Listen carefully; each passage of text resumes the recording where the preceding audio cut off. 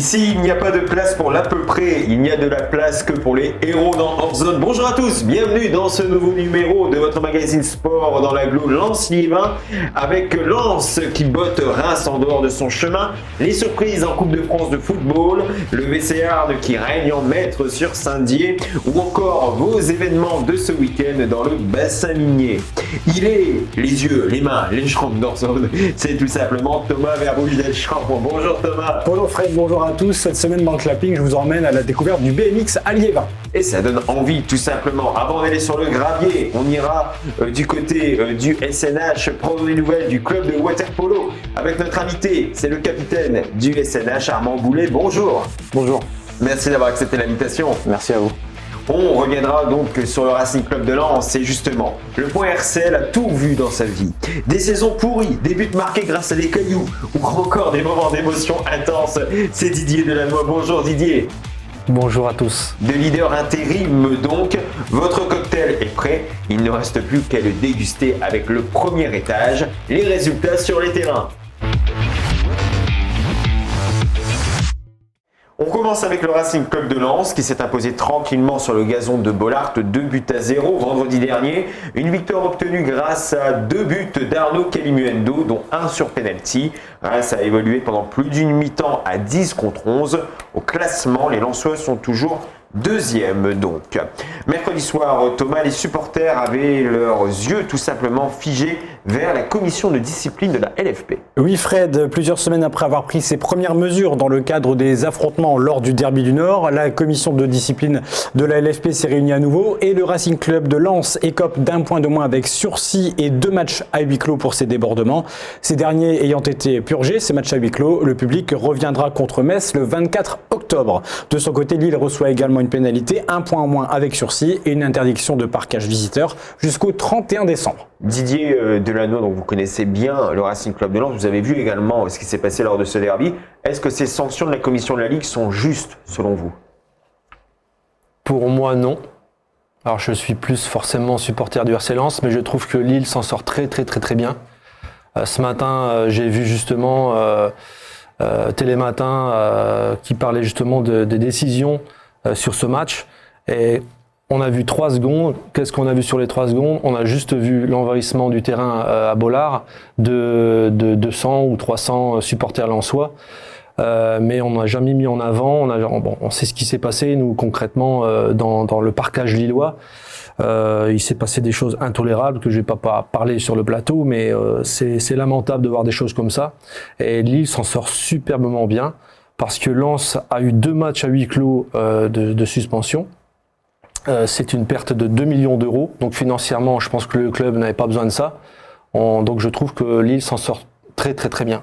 On continuera d'en parler dans le parcelle tout à l'heure. DJ, on va continuer avec les équipes de la CAL. Est-ce qu'elles ont été privées de victoire ce week-end en Coupe de France, Fred? Alors, il y a eu un peu de casse, mais l'info du week-end, c'est la victoire de l'Olympique Vendin, victorieux 3-0 du FC Main, alors que les deux équipes ont 3 divisions d'écart quand même. Vendin évolue en D4, alors que Main évolue en D1. Petit exploit pour Billy Montigny qui s'impose 3-2 contre Waterloo, et but élimine Sordoué sur le score de 3-1. Par contre, ça ne passe pas pour Vimy, battu 1-0 par les Portugais d'Amiens. Souchet est éliminé avec les honneurs contre Calais, Beaumarais 3-2. Noyelles-sous-Lens se fait dépasser par l'US Gravelines 6-1 et la belle histoire, c'est celle d'Année-sous-Lens qui s'achève face à Anzin 1-0. Enfin, c'est plutôt une sale histoire plutôt. Un petit mot des féminines, Fred. Elles ont réalisé un bel exploit, elles, en championnat, en arrachant le nul face à Metz, malgré une infériorité numérique. Match nul 2 buts partout grâce à des pénaltys de Traoré et de Diop. Elles sont 8e au classement de la D2F, donc la 2e division féminine. Le futsal d'Avion enchaîne avec un 2e match. Mais c'est une défaite, Thomas. Et oui, c'était samedi et regardez, l'AS Avion Futsal en blanc a affronté Pessac pour la 2e journée de D2 et les Avionnais se sont inclinés 4-5. C'était une première rencontre à domicile du club qui est le 2e plus important derrière Béthune dans le Pas-de-Calais. Un match qui s'est déroulé avec un peu de public et sur un revêtement tout neuf. Lors de la première journée, Avion était allé gagner 4-1 dans la salle de Lille Métropole. Prochaine confrontation pour les 5e du championnat, c'est ce samedi en déplacement à Nantes. Le HVB démarre sa saison, mais du mauvais pied aussi. Pourtant, ils avaient bien commencé face à Épinal, malgré l'absence de Samuel Keba blessé et Julien Poulet en convalescence. D'abord 7-5, puis 16 partout. Et finalement, avantage aux adversaires, 21-25 pour le premier set. Le deuxième a été remporté par les Arnésiens qui ont laissé filer le troisième de peu, 23-25 pour terminer par 21-25, un 7-3 score final. Les Arnésiens se classent 5e. A noter aussi la prestation de leurs homologues de National 2. Ils l'ont emporté face à Villejuif 0-3, carton plein donc, un match que vous pouvez retrouver sur la page Facebook du HVB. Voilà, on voit le point, juste le point de la nationale. Voilà, c'était le dernier point et en fait c'est perdu et c'est gagné pour les Arnésiens. Le VCH. Oui, dites-moi Fred, allez-y. Le VCH, le Volley Club d'Arles l'emporte donc à cœur joie. Ouais, on le voit derrière vous, Fred, derrière moi aussi. Et vous rêvez parfois d'y être. Ce sont les coulisses, les vestiaires du VCH. Les filles ont exulté après leur victoire face à Saint-Dié-des-Vosges en ouverture du championnat. Et ce en 4 manches, 23-25, 22-25, 25-16 puis 23-25. Les Arnésiennes ont montré très vite de quoi elles étaient capables face à Saint-Dié, qui subissait l'arrivée tardive de ces deux recrues américaines. Le deuxième set un peu haché et le troisième set manqué n'ont pas été finalement un problème. Les filles s'entendent très bien comme on a pu le voir et elles prennent la 4e place de la poule B de l'élite féminine avec cette victoire. Et ça fait plaisir, des images comme ça. On a également des images du basket club de Liévin qui réussit, lui, le grand écart. 88-66 dans un match complètement maîtrisé par les Liévinois, ou plutôt peut-être raté par les adversaires manceaux qui sont passés totalement au travers de la Alvézilier. À la 5e minute déjà 15-0, puis à la mi-temps l'envolée est confirmée 41-23. L'adresse aux 3 points quasiment sans faille avec une défense sérieuse. Les Liévinois n'étaient pas plus inquiétés après la pause. Selon Jérémy Plogartz, le coach, la prestation reflète le travail accompli durant la semaine. Liévin est 5e de la poule C et merci à Ludo du BCL pour ces images qu'on est très content de recevoir. Un goût de défaite par contre pour les handballeuses de National 2. Et oui, ça retombe d'un coup dans la zone. Que ce soit pour celle de Arles ou de Buis-les-Mines, le résultat est le même. Donc les filles du HHBC se sont inclinées 33-39 à domicile face au Neptune de Nantes. Et après avoir mal négocié notamment la première partie de la rencontre, elles ont été punies. Morose aussi en fin de match du côté des Buligeoises, donc et de l'équipe de Célia Ardouvin. Les filles perdent de peu 25-27 face au BBH de Brest qui avait pris un faible avantage à la pause, 10-11 au classement de la Nationale 1, Arles est 5e et on retrouve Buis-les-Mines au 11e rang. Enfin, certains se sont fait plaisir de nuit dans la Gloriette Thomas lancement, mais c'est en participant au fameux trail de Noyelles-sous-Lens. Regardez le départ dans la nuit avec les fumigènes et les lampes frontales. Ils étaient 400 au départ et ont dû passer entre les gouttes et parcourir plusieurs revêtements du sec de l'herbe du Terry du côté de Noyelles, Arnes et Courrières. Sur 10 km, le duo Philippe Leferrand et Kevin Gavrel de Neulémine ont été les meilleurs en 46 minutes. Sur 19 km, c'est Paul Maes qui l'emporte en 1h32 et 33 secondes. Et chez les filles, une seule sous la barre des 2 heures, Justine Littré en 1h59 et 39 secondes. Un grand merci donc à tous les clubs qui nous ont envoyé des images et vous aussi, si vous êtes un club de l'agglo Lens-Liévin et que vous voulez qu'on parle de vous, n'hésitez pas à nous envoyer vos photos, vos vidéos. Si elles sont de bonne qualité, on les passera dans hors zone, tout simplement. Eux, ils sont des sportifs de qualité puisqu'ils évoluent sur tous les terrains. On va parler BMX dans le club. C'est un sport qui lie saut, maîtrise et vitesse. Le BMX a pris ses marques depuis plusieurs années à Liévin. Là-bas, un club et un tracé permettent à de nombreux adhérents de s'essayer à cette discipline et de tenter d'être les meilleurs dans la région. C'est un reportage de Thomas Verbouche-Delchambre qui s'est mis en selle pour Télégoël. Au Val de Souchet, le BMX a pris place depuis 2010.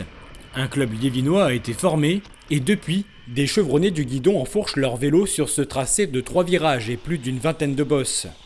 Et cela commence par bien réussir ces exercices. Tout dépend des consignes techniques qui ont été données par l'entraîneur. Si on est en train de travailler les enroulés, on va observer justement le placement du pilote sur les enroulés. On va regarder s'il y a une consigne de saut, est-ce que le saut est trop haut ou est-ce qu'il est rasant. Et nous, notre devoir, entre guillemets, en tant qu'entraîneur, c'est de réussir justement à tirer le meilleur de chacun d'eux. Après une journée découverte en septembre, le club a attiré de nouveaux rouleurs, des 4 ans jusqu'aux jeunes adultes. En tout, près de 80 adhérents et autant de BMX. Pour les nouveaux, ils sont prêtés. Pour les plus doués, toutes les pièces sont choisies une par une. Là, on a un beau petit vélo en plus. On voit qu'on est déjà équipé sur un frein à disque. C'est c'est des pièces quand même avec des roues carbone, pour le poids, la rigidité. Un vélo, comme on appelle slope, super bien taillé. Une coupe, une taille importante, comme le départ des courses, travaillé dans le calme. Je me permets. J'attends parce qu'à ce moment-là, ils sont en pleine concentration. Ils attendent qu'une chose, c'est le bip pour partir. Donc si on vient à faire du bruit, il y en a un qui peut partir dans la grille. La première ligne sur une course de BMX, ça représente 80% du travail, quoi. Et donc le départ Et le départ est super important. S'il est réussi, on réussit sa course généralement, quoi. Avec bien sûr des techniques de passage et de la vitesse maîtrisées depuis plusieurs années par Simon Dufour. Avec un père amoureux du BMX, il a évolué et atteint la catégorie élite. Aujourd'hui, il connaît ce parcours par cœur. Il y a des trajectoires plus courtes pour les virages. Par exemple, quand c'est un virage qui tourne à gauche, le plus rapide, ça sera de se mettre plus à gauche dans la ligne et tourner le plus bas de la ligne blanche en bas du virage, sortir avec une courbe assez souple et assez fluide pour pas avoir d'à-coups et pour pouvoir conserver sa vitesse. Tout en évitant les adversaires. Mais en cas de choc, les pilotes se relèvent et se remettent vite en selle. il y a du danger comme dans tous les sports. De toute façon, ils sont équipés, on voit, ils sont équipés de casques, d'ainaises, les pantalons, genouillères. Bah regardez, on en parle, il ne faut jamais parler de ça. Il y a une chute dans le virage, donc ça se relève, ça prend le vélo et ça continue. Après, on a quand même, en tant qu'éducateur, en tant que coach, on a aussi une petite formation au niveau du secourisme. Mais on s'en sert très rarement, parce que souvent c'est des petits bobos. Alors si vous manquez d'adrénaline et si vous souhaitez voler dans le ciel comme ces BMX, les entraînements sont ouverts à Liévin le mercredi de 14h à 17h, le vendredi de 18h30 à 20h et le samedi de 9h à 11h. Et si ce reportage vous a intéressé, sachez que les coûts d'adhésion au club sont de 150 € en loisir pour un entraînement par semaine, 180 € pour 2 entraînements et pour la compétition, ça peut monter jusqu'à plus de 200 € sans compter les licences à régler après. Et si jamais vous avez des questions, eh bien n'hésitez pas à vous rapprocher du club de BMX de Liévin qui a une page Facebook et qui est joignable sur tous les supports. Donc tout de suite, eh bien, on quitte notre deux roues pour aller piquer une tête avec le SNH pour l'invité d'Orzone, Armand Boulet du club de waterpolo, donc de la ville arnésienne. Capitaine, bonjour. Bonjour. Armand Boulet, donc capitaine du SN Arnes, donc le club de waterpolo de la ville de Arnes évoluant en 2e division française. Donc, membre de cette équipe depuis combien de temps? Alors ça fait, j'ai eu une petite, je fais 6 ans dans un premier temps. Après je suis parti entraîner les jeunes du club de Tourcoing. Oui. Et je suis revenu l'année dernière. Donc là j'entame ma 8e saison. Vous êtes originaire du Douaisis, Ouais. donc vous avez connu de nombreux clubs dans le nord de la France. Est-ce qu'aujourd'hui les Hauts-de-France sont une terre de waterpolo où il y a encore beaucoup de travail? C'est une terre, c'est clair, on peut dire que c'est une terre de waterpolo. Il y a par exemple, on peut citer Tourcoing qui a été 46 fois champion de France. Ça remonte un peu, mais ça reste un très bon club. Douai qui est toujours en élite également, qui fait du très bon travail. Et après, ça reste à travailler, bien sûr, parce qu'on n'est pas... par rapport aux grosses structures que sont, par exemple, Marseille, ou d'autres clubs, Strasbourg, où les moyens financiers sont plus, et structurels aussi.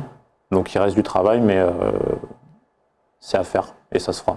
Et quelle est la tendance donc du côté du SNH? Donc est-ce que c'est un club qui est quand même considéré comme important dans les Hauts-de-France ou vous êtes encore vu comme en voie de développement? Ça reste un club assez, au niveau régional, qui est assez connu, on dira. Il y a toujours eu il y a quelques joueurs qui ont toujours été présents au niveau régional. Maintenant, c'est vrai que le travail, ça fait donc moi quand je suis arrivé à Arnes la première fois, on était en National 2.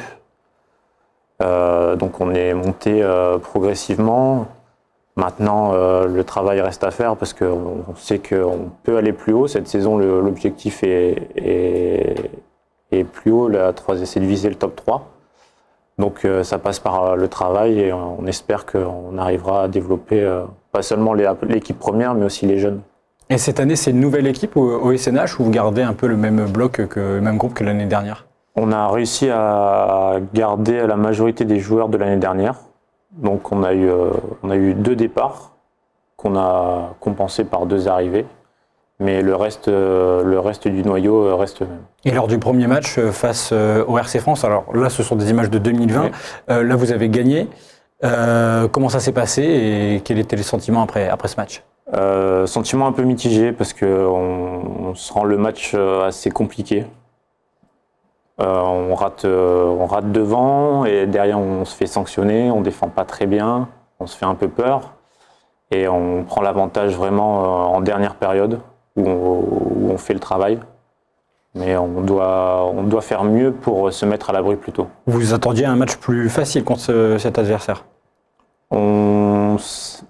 Plus facile, on sait que c'est jamais gagné d'avance, on sait qu'on avait l'équipe pour gagner. Maintenant, on l'a vu justement dans ce match-là, qu'il faut faire les efforts à chaque instant parce qu'on n'est pas à l'abri de se faire surprendre. Très clairement, comment le club de Arnes a-t-il vécu la crise sanitaire liée à la Covid-19? Ça n'a pas été évident pour nous. Donc l'année dernière, on a commencé le championnat, mais il a été arrêté au bout de 4 matchs. Donc après ça, on a eu la possibilité de s'entraîner par-ci, par-là, de continuer par exemple à s'entraîner en musculation. Mais dans l'eau, ça a été coupé une bonne partie de l'année. On est revenu en fin de saison pour reprendre un petit peu les bases, tranquillement, pour éviter de reprendre en août avec des blessures. Mais ça n'a pas été une période très facile. On a eu quelques cas de Covid, mais qui ont rapidement été maîtrisés, on va dire. Didier Delannoy, vous êtes arnésien, donc que représente pour vous le SN Arnes, tout en sachant que la ville de Arnes compte de nombreuses équipes à un très bon niveau dans divers sports? Je connais le water-polo à Arnes depuis tout gamin. J'ai même failli intégrer ce club. Comme il expliquait mon voisin, c'est un club qui est respecté dans le sport, dans la région. Et je pense qu'il faut prendre en considération au niveau de la région, de la ville, parce que ça forme des jeunes. Le sport de haut niveau, c'est un vecteur de valeurs très fortes. Et on peut être fier à Arnes d'avoir un club de très haut niveau comme le volleyball ou le hand. Donc c'est toujours positif. Très clairement, quels seront les objectifs du SNH pour cette saison 2021-2022? Comme je l'ai dit plus tôt, l'objectif c'est d'essayer de terminer déjà de se qualifier dans les 4 premiers. Ouais. On est divisé en 2 poules, les 4 premiers de chaque poule font une poule haute. Donc déjà de se qualifier parmi ces 4 premières équipes et essayer d'atteindre le plus haut possible, idéalement le top 3. Maintenant, on sait que ça sera pas facile. Il y a aussi des grosses équipes en face. Donc ça va être à nous de travailler dur et de montrer de quoi on est capable. Il y a combien de joueurs en tout dans cet effectif du SNH? Nous sommes 14 actuellement pour 13 places. Et comment on arrive à communiquer donc, parce qu'on en a un peu parlé en off, vous avez un Serbe, vous avez un Monténégrin, votre coach est hongrois. Oui, c'est ça. Donc comment la communication se fait entre tout ce beau monde? Bon, ça va, on a la chance d'avoir nos 2 joueurs étrangers, serbes et monténégrins, qui parlent assez bien le français. Donc la communication se fait plutôt bien. Akosh, notre entraîneur, est en France depuis plus de 10 ans, donc il maîtrise le français également. Il a joué à Douai précédemment, donc il connaît très bien le water-polo et très bien la langue française. En tout cas, vous pouvez consulter l'actualité du SNH sur sa page Facebook. Donc vous tapez SNH, SN Arnes sur Facebook et puis vous allez tomber directement sur cette équipe. Donc merci beaucoup Armand Boulet. Si vous voulez suivre l'actualité du SN Arnes, donc eh bien ça se passe sur Facebook. Vous tapez SN Arnes dans la barre de recherche et vous tombez directement sur la page Facebook de ce club très sympathique. Donc lui aussi il est très sympathique et je pense qu'il est supporter de très nombreux clubs dans le bassin minier, mais surtout du Racing Club de Lens. C'est Didier Delannoy pour le Point RCL. Didier Delannoy, rebonjour. Bonjour. Et donc on va revenir sur Lens-Reims, donc victoire facile mais victoire quand même pour les 100 meilleurs face à une équipe du Stade de Reims rajeunie, mais qui n'a pas vraiment été d'une grande complexité à déjouer. Donc Lens s'impose 2-0 dans un stade vide. Que faut-il retirer de ce match? Lens supérieur ou Reims qui a été insuffisant? Non, Lens supérieur, il suffit de se reporter à la saison dernière. Ça, c'est un match que l'on ne gagnait pas. Faut se souvenir que Lens-Reims, l'année dernière, on perdait 4-2 et on réussit à revenir à 4-4. Donc Reims ne nous a jamais vraiment réussi. Et là, il n'y a pas eu photo. Ça a été très compliqué, très dur de voir le stade vide. Mais le Lens a très bien géré. Et un signe fort, Kalimundo qui marque 2 buts, un joueur qui est revenu de sa propre volonté. Donc c'est des signes positifs. Lens est deuxième du classement de la Ligue 1, donc derrière le Paris Saint-Germain, mais devant les favoris, Marseille, Lyon et j'en passe. Oui. Donc certains parlent de Lens comme un dauphin un peu par défaut. Qu'est-ce que vous répondez à ces gens qui affirment cela? Il suffit encore une fois de revoir la saison dernière, mais on est sur la même lignée. L'année dernière, à la 9e journée, on avait 17 points. Là, on en a 18. Pour moi, on est plus fort que l'année dernière. Intelligemment, on a bien géré le recrutement. On s'est séparé de certains joueurs qui avaient un niveau plutôt entre Ligue 1 et Ligue 2. Et pour moi, on est plus fort que l'année dernière. On n'a perdu qu'une seule fois et merci justement encore une fois les Lillois parce qu'on a joué contre Strasbourg à huis clos. Ce match nous a pénalisé sans public et l'arbitre aussi nous a bien pénalisé parce que sincèrement Danzo qui se fait expulser en première mi-temps, sincèrement quand quelqu'un qui a joué au football et pourtant l'arbitre a joué apparemment en 2e division, donc à un très bon niveau, c'est pas possible, il peut pas sentir le football pour avoir expulsé Danzo sur cette action de jeu. C'est impossible et tout le monde était catégorique, même Thierry Henry en direct à la télévision. Donc on a été déjà pénalisé à huis clos, mais en plus on perd ce match. Et je suis persuadé qu'avec le public et sans, encore une fois, cette erreur d'arbitrage, on n'aurait pas perdu ce match. Donc on serait peut-être à 19, voire 21 points. En tout cas, ça ne change pas grand-chose puisque Lens est toujours deuxième. Francaise a eu une phrase assez rigolote en conférence de presse où il dit « Je préfère être un requin plutôt qu'un dauphin ». Que faut-il interpréter derrière? Est-ce que ça veut dire que Lens a encore faim? Lens a envie encore d'être ce poil à gratter dans ce championnat? Ou au contraire, il faut prendre ce message avec de la modestie et se dire que le Racing Club Lens va jouer son rôle à fond et va donc faire honneur à ses couleurs? J'adore Franck Hayes et ses propos, sa posture, sa communication, et il a parfaitement raison. Il suffit de prendre le dauphin, le requin. Le dauphin, c'était Flipper le dauphin. Il est gentil. On a grandi avec ça, c'est le gentil. Le requin, oui, il a raison. Autant être un requin et essayer de manger tout ce qui peut être mangé, dans le bon sens du terme, bien sûr. Mais oui, il faut rester engagé, positif. Il arrive à concerner tout un groupe. Et là, on peut vraiment parler d'un groupe. Et cette année, je sens vraiment avec le staff qu'il y a un groupe étoffé, sérieux, complice, une vraie équipe en fait, un groupe. Et je pense qu'on peut aller vraiment très loin. On a 18 points. Avant la trêve, il reste 10 matchs. Si on reste sur cette lignée ambitieuse à 2 points par match, on peut se retrouver entre 35 et 38 points à la trêve. Et après, plus il y a une affinité, la fin vient en mangeant. Et pourquoi pas créer une surprise? Mais on voit déjà des surprises dans cette première partie de championnat. Donc c'est une place de second qu'on peut conserver. En tout cas, pour moi, faire mieux que la saison dernière. On a été 7e l'année dernière. Je pense qu'on peut finir, sincèrement, 6e, 5e. Pourquoi pas au-dessus? Mais on voit déjà des surprises quand on voit Angers qui est avec nous, Lorient qui fait un très bon début de championnat. Tous les matchs sont compliqués. Saint-Etienne qui est dernier, sincèrement, on pourrait dire qu'ils sont pas à leur place parce que quand ils sont venus jouer à Lens, j'ai trouvé que c'était une très très belle équipe, très très engagée. Et d'ailleurs, on a fait match nul.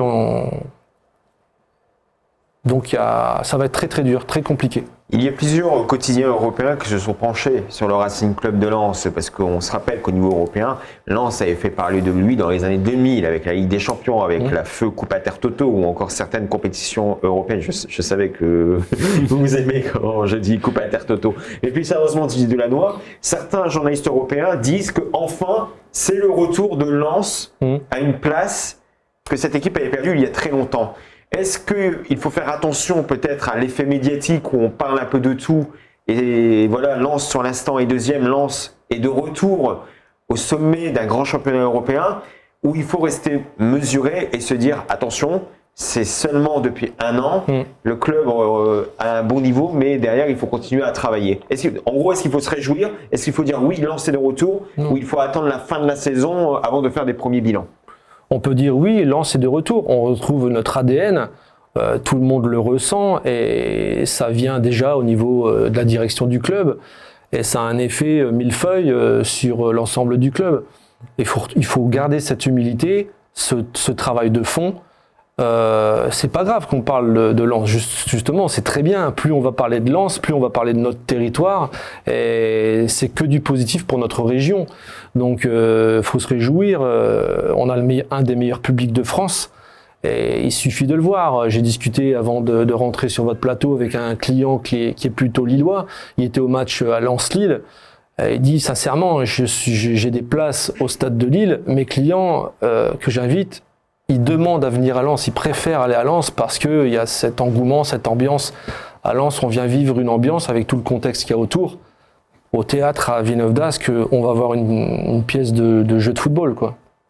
Armand Boulet, donc vous êtes sur le territoire, vous êtes capitaine du SNH.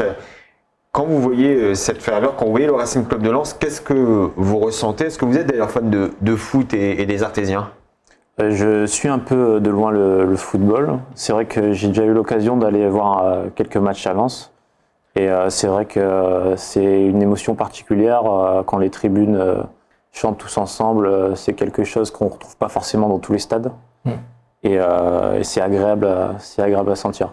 En tout cas, vous pouvez entendre les tribunes, bien sûr, en écoutant un match de foot, mais également en feuilletant le petit livret de Lens United que nous montre Thomas Verbruge-Delchambre. Donc, calendrier des matchs. Voilà, donc c'est un peu le carnet du supporter lensois, Didier Delannoy. C'est ça. Oui, c'est exactement ça. Et on est, je pense, les seuls en Ligue 1 en France à faire ce genre de support, qui a beaucoup de succès, énormément de succès. Il y a tellement eu de succès qu'on a dû en recommander auprès de notre imprimeur.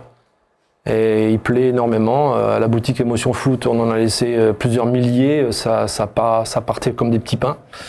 Donc voilà, c'est quelque chose de plus dans le folklore en fait autour du RC Lens. Un club qui passionne énormément. En tout cas, vous pouvez retrouver ce petit livret, comme vous l'avez dit, à la boutique Émotion Foot, également auprès, j'imagine, de Lens United en cas de commande. Ouais, exactement. Ouais. Donc voilà, donc je pense qu'on a tout dit. Merci beaucoup Didier. C'est un plaisir. Didier Delannoy. Donc vous restez avec nous puisque là, enfin, et là j'ai bien fait une belle rature sur mon conducteur, on passe à l'agenda avec Thomas Verbruge-Delchambre. Et Fred, c'est l'agenda, mais quels sont les matchs et les confrontations du week-end? Eh bien, au football, il y en a peu, donc au niveau national, avec la réserve de Lens qui affronte la réserve de Reims. Justement, on parlait des pros, là, c'est la N2 qui joue et ce sera samedi, donc à 18h au stade François Blas.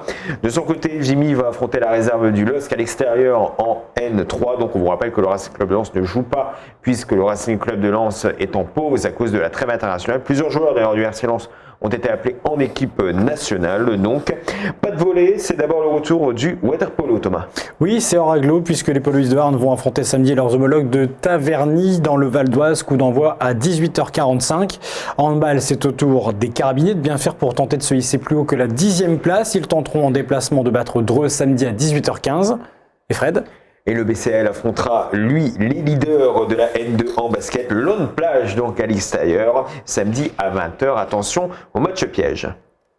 La compétition du disco golf commence dimanche, Thomas. Oui, c'est juste à côté de chez nous, à R5-Aupigny, mais ça vaut le détour, puisque c'est le début du Regional Tour avec la première manche organisée par les Nordisques et la Ligue Hauts-de-France. Ce sera sur un nouveau parcours en 18 trous avec quelques obstacles en présence du bien connu Romain Varembourg. C'est 8 € pour les joueurs licenciés en catégorie Open, 4 € pour les juniors et gratuit pour les spectateurs. Et en plus, il devrait faire bon.